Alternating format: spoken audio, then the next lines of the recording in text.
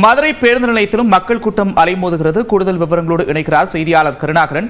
கருணாகரன், அங்க என்ன நிலவரம், விவரங்கள்?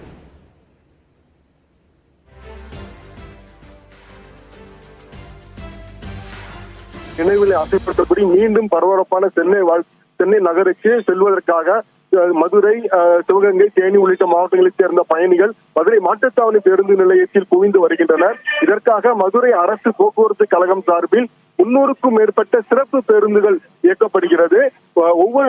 ஒவ்வொரு பயணிக்கும் கட்டணமாக 400 ரூபாய் வசூலிக்கப்படுகிறது. இவை ஏற்கனவே முன்பதிவு செய்துள்ளவர்களுக்கும் தற்பொழுது முன்பதிவு செய்வர்களுக்கும் மற்றும் முன்பதிவு இல்லாமல் வருவர்களுக்கும் கூட்டத்தின் அடிப்படையில் தொடர்ந்து பேருந்துகள் இயக்கப்படுகிறது. மேலும் பயணிகள் கூட்டம் குறையும் வரை அதிகாலை வரை சிறப்பு பேருந்துகள் இயக்கப்படும் என்று அதிகாரிகள் தெரிவித்துள்ளனர்.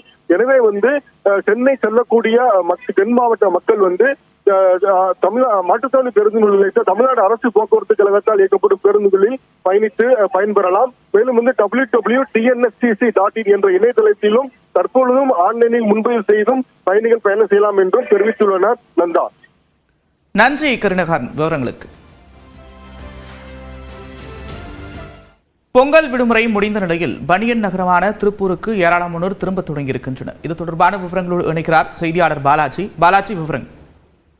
நந்தா, திருப்பூர் மாவட்டத்தில் பொங்கலை முன்னிட்டு 8 நாட்கள் பனியன் நிறுவனங்கள் தொடர்ந்து விடுமுறை அறிவித்திருந்தது. இதன் காரணமாக ஏராளமான தொழிலாளர்கள் அதாவது தமிழகத்தின் பல்வேறு மாவட்டங்களுக்கும் திரும்பி சென்று தங்களது சொந்த உறவினர்களுடன் அங்கு பொங்கலை கொண்டாடி மகிழ்ந்துவிட்டு தற்பொழுது நாளைய தினம் மீண்டும் பனியன் நிறுவனங்கள் துவங்க உள்ள நிலையில் பள்ளி, கல்லூரிகள் என அனைத்துமே நாளை முதல் துவங்க உள்ளதால் அனைவரும் தங்களது குடும்பத்தினருடன் மீண்டும் திருப்பூரை நோக்கி சாறை சாறையாக வர துவங்கியுள்ளனர். இதன் காரணமாக திருப்பூர் மாநகரில் இருக்கக்கூடிய மத்திய பேருந்து நிலையம் மற்றும் திருப்பூர் ரயில் நிலையங்களில் தற்பொழுது கூட்டமானது அதிக அளவில் காணப்படுகிறது.